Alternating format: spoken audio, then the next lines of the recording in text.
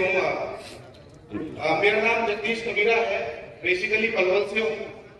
BCom second year में पढ़ाई कर रहा था, कंप्यूटर इंस्टीट्यूट चला रहा था, तब मेरी जिंदगी में आरसीएम आया।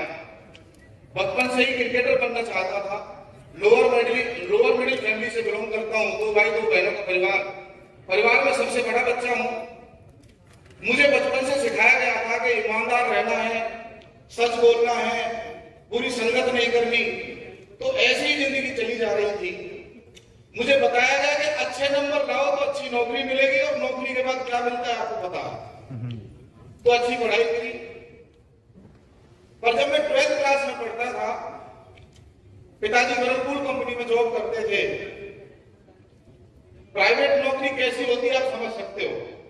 अगले ही दिन बोल दिया गया कि आपको 15 साल बाद के आपको कल से नहीं आना।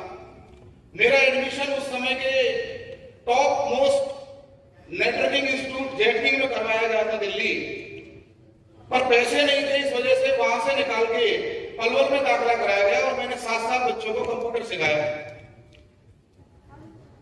ऐसी ही जिंदगी चली जा रही थी।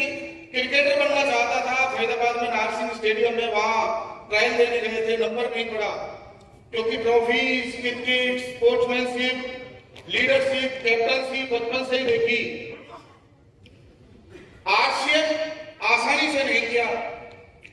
बचपन में ये दोस्त क्रिकेट खेला करते थे, वहां जहां विराजमान है साथ बचपन के मेरे दोस्त रंजीत जी, वो मेरी जिंदगी में आरसीएम लेके आए। करना नहीं चाहता था, उनका दिल रखने के लिए आरसीएम का फॉर्म भर दिया और नाना करते प्यार आरसीएम से कर बैठे। घर में ऐसा माहौल था शुरुआत में कि पूरा परिवार अलग साबुन से नहाता था और जगदीश कबीरा अलग साबुन से नहाता था। और जितना घोर नेगेटिव आप सोच सकते हो उतना देखा है। पूरी रिश्तेदारी में यह स्कोर था कि एक बच्चा जो पूरी रिश्तेदारी में टॉप था, क्योंकि 12th जो चल रही थी वो चल रही थी पलवल के top most school Jeevan Jyoti school से, उस समय का टॉप स्कूल था और आज भी टॉप स्कूल है। कि अब ये क्या करेगा। जब भी कोई शादी के लिए रिश्ता आता था और जैसे ही बताया जाता था कि आरसीएम करता है, हेलो, तो क्या रिस्पॉन्स आता था सामने से। पर दोस्त, मैं आपसे कुछ कहना चाहता हूं, राजा का बेटा राजा बन जाए कोई बहुत बड़ी बात नहीं है, कोई बहुत बड़ी बात नहीं है। ये बिजनेस 0 आदमी को हीरो बना सकता है, उसका जीता जागता उदाहरण आपके सामने खड़ा है। घर से निकल के कॉलेज जाना, कॉलेज से निकल के घर जाना, ये रूटीन लाइफ होता था। इंस्टीट्यूट जाना, वापस अपने घर जाना। सिनेमा हॉल क्या होता है, पिज्जा क्या होता है, इस एज में भी मुझे पता नहीं, क्योंकि लड़की भी उसी को मिलती है जिसकी जेब में ऐसा हो, हेलो, ऐसा हो, समझ रहे हैं ना बात। पर पैशन इतना था, रोज सुबह 6-7 बजे 8 बजे घर से निकलना और रात को 10-12 बजे घर में घुसना। पेरेंट्स को इतना भरोसा हमने ही दिलवाया था कि अब इसकी शादी तब करेंगे जब ये 50,000 कमा जाएगा, क्योंकि उन्हें पिन से मतलब नहीं था। उन्हें किससे मतलब था जी? इनकम। सीडी सुनी थी, सीडी में बताया गया था कि एक लीडर है, उनका एक रिकॉर्ड है कि टेक्निकल अचीवर बन के शादी की। वो रिकॉर्ड मन में बैठ गया। और ये लड़का जो आपके सामने खड़ा है इतना दीवाना है आरसीएम का। जब लड़की देखने गया था तो पिताजी ने जब गलती से ये पूछ लिया था क्या करते हो, वहां पर मैं क्या बना रहा था, हेलो। पर thanks to RCM, thanks to tiger team India के जो कोच हैं गुरुदेव श्री रामकृष्ण जी, रिश्ता भी तब हुआ था जब उन्होंने आईटीआर देख ली थी, हेलो। और मैं गर्व से कह सकता हूं सर, 2017 जनवरी में मैं लड़की देखने गया था गाजियाबाद। वहां जब उन्होंने आईटीआर देखी तो वो ये समझते थे कि इस तरह के जो कंपनी वाले लोग होते हैं वो तो ऐसे ही होते हैं। पर जब उन्होंने पिछले 5 साल की स्टेटमेंट देखी, हेलो, तो उनका दिमाग हिल गया और रिश्ता पक्का हो गया। आप ताली इसलिए बजा रहे हो कि आपको आगे की कहानी थोड़ा कम पता है। वो बीवी ऐसी थी कि उसने 7 साल नौकरी करी थी, और थोड़ी सी पढ़ी लिखी बीवी का होना, जिसने जॉब करी हो, जिसके सपने बड़े हो, जिसने लिपस्टिक की 700 रुपए वाली लगाई हो, पर हर त्योहार उसने मनाया उसने फिल्म देखने का शौक लगाया, हेलो, उसने सेलिब्रेशन का शौक लगा दिया।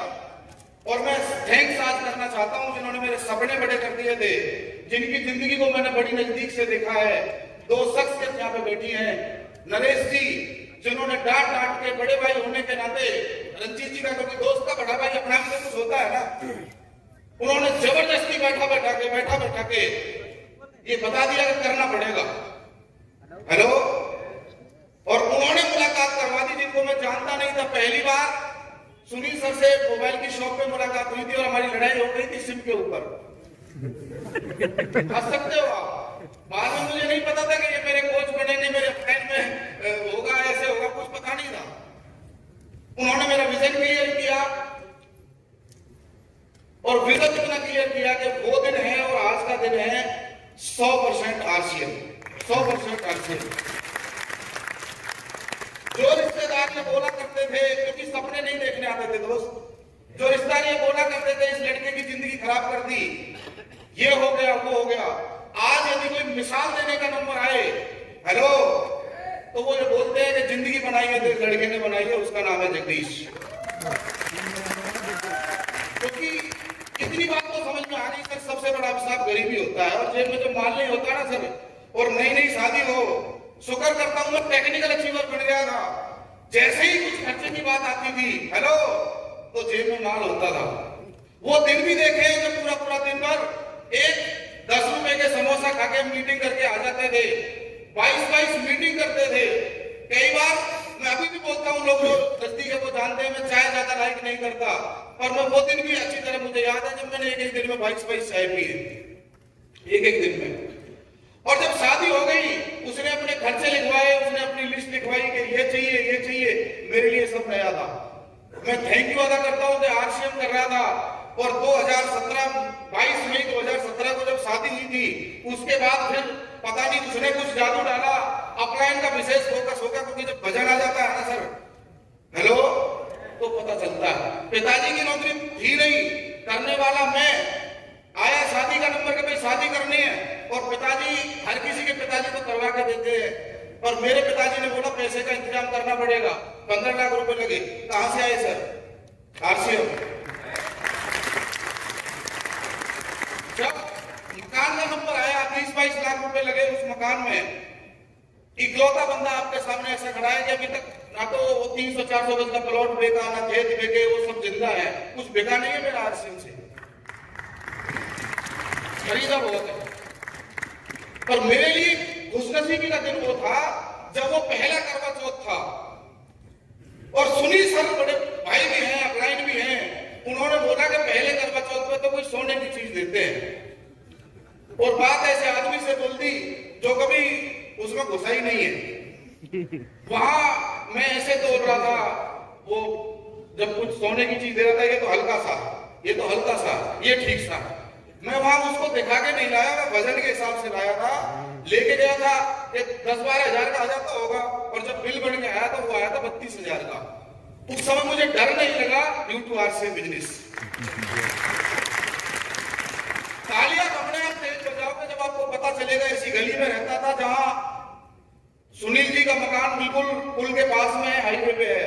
रात को 10-11 बजे आता था, मैं बता चुका हूं, पर 10-11 बजे के बाद वो गली इतनी सुनसान थी, और अंधेरी रातों में सुनसान राहों पर एक शहंशाह निकलता था जिसका नाम है, और मुझे एक चीज से बहुत डर लगता है, उनका नाम है कुत्ते।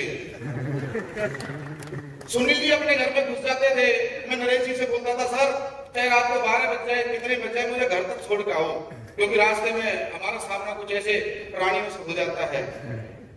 नरेश सर 1-2 दिन तो छोड़ के आए, यार छोड़ के आता हूं उसको, कहीं कुछ दिक्कत ना हो जाए, और एक दिन इन्होंने भी मना कर दिया। अब तो हम दोनों ही थे, कौन कौन समझ गए आप। उस समय मैंने हिम्मत नहीं हारी, सामना करते हुए पहुंच गया जैसे तैसे। अब जब बात आई कि यार क्या जिंदगी ऐसे ही चलेगी, सुनील सर ने जब सपने लिखवाए थे और गुरुदेव से जब वेरीफाई करवाए थे, तो वो गरीबी जैसी जो जिंदगी थी, मेरे सपने थोड़े कम बड़े थे, वाइफ ने आके और बड़े कर दिए।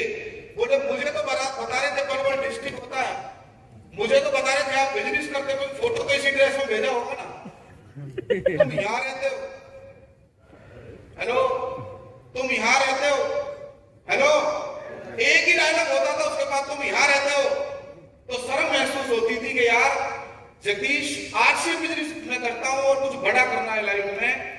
अब मैं ऐसी जगह रहता हूँ कि वो कुत्ते आते ही नहीं है, पलवल की टॉप मोस्ट जगह है उमेश सिटी के अंदर। दोस्त, बात ये नहीं है आप यहाँ बैठे हो और आपको भूख लग रही है, आप थके हुए हो, थोड़ा सा मैं समझ सकता हूँ। बात ये है जब आप अगली बार आओगे तो पीछे ऐसे ही बैठोगे या स्टेज पे आपका नंबर आने वाला है। बात ये रहेगी। ये बिजनेस कहानी बनाने का बिजनेस है दोस्त, ये बिजनेस कहानी बनाने का बिजनेस है। जो दोस्त कॉलेज से घर से कॉलेज जो जाता था लड़का, इस दुनिया की सबसे ऊंची बिल्डिंग पे बुर्ज खलीफा पे जाके चाय पी के आ चुका है। अपनी वाइफ को जब हनीमून का नंबर आया तो 13 दिन हुए थे और उसने जब गर्व से बोला था मैं ऐसी लड़की हूं जो अपने पूरे परिवार में सबसे पहले हवाई जहाज में बैठी हूं, मेरे को खुशी हुई थी, चलो आज से है तो सही। पर हिंदुस्तान में रिश्तेदार हो, चाहे कोई भी हो, पड़ोसी हो, कोई भी हो, उन्हें आरसीएम समझ में नहीं आता, आपका लाइफस्टाइल समझ में आता है। इस कोरोना में मैंने बड़े बड़े सेटल लोगों को जाते देखा है, हिलते हुए देखा है, डुलते हुए देखा है। दोस्त, आपकी रिश्तेदारी में किसी अपना कोई गया होगा, दुख है मैं उस बात का, पर मजा तो तब आए जब उन्हें कोई जरूरत हो और आप खड़े होके जब कन्यादान लिखवा रहे हो तो वो गर्व से कहे सबसे ज्यादा कन्यादान लिखा जा रहा है तो वो आरसीएम वाले का है। सपने बहुत बड़े बड़े हैं, समय बहुत कम है। मैं ज्यादा बात नहीं करना चाहता, मेरे हालातों से, मेरी बयानों से, मैं दिल से जो बात कर रहा हूं उससे ही समझ जाओ। दोस्त, अभी तो ये बिजनेस में बस उड़ान सी भरी है, उड़ान सी भरी है। मैं वो लड़का आपके सामने खड़ा हूं, अपने अप्लाइन से शर्त लगाता था कि सर 150 रुपए में 1.5 लाख का बिजनेस करके आ गया हूं, हेलो। और अभी मैं शर्त लगाता हूं कि कोरोना में भी मैंने अपना खर्चा 80,000 रुपए महीने से कम नहीं किया। इनकम का अंदाजा अपने आप लगा लो। और वो व्यक्ति जिसकी समाज ने बोली लगाई थी 2,000 रुपए महीने के, हेलो, वो 10,000 रुपए सरकार को टैक्स देता है ड्यू टू आरसीएम बिजनेस। ये मेरे लिए बेनिफिट है। आगे क्या होने वाला है, कैसे होगा, क्या भविष्य है, बस इतना कहूंगा दोस्त। सत्संगी परिवार से बिलोंग करता हूं, मैंने हम गुरु की महिमा सुनी थी। मैं आपको गर्व से कह सकता हूं अपने पूरे अनुभव से, हमारे पास दुनिया के बेस्ट कोच है, बेस्ट उस्ताद है। हमने कहावतें पढ़ी थी बचपन में, कर भला तो हो भला। ये बिजनेस ऐसा है, सच में ऐसा है, किसी का भला करके अपनी जेब में माल आ सकता है। हेलो, अब इनकम की बात आती है तो 75 लाख, 80 लाख, 90 लाख कितने हो गए मुझे अंदाजा नहीं है, क्योंकि वो हर महीने 1.5-2 लाख जब आते हैं तो कहां तक गिने, कहां तक गिने। हेलो, हाईएस्ट चेक की बात 1,75,000, 1,80,000 के आसपास मैं इससे ले चुका हूं। इस साल का टारगेट मैं आपको बता देता हूं, अगली बार जब मैं इस हॉल में आऊंगा तो कम से कम 50 नए रॉयल्टी अचीवर, हेलो, 10 से ज्यादा नए टेक्निकल अचीवर और बहुत सारे लोग अपनी टीम में नए लेके यहाँ पे आऊंगा। ये मेरा लक्ष्य है। अगली बार मिलूंगा अगली पीढ़ी के साथ। Thank you. जय आर सिंह।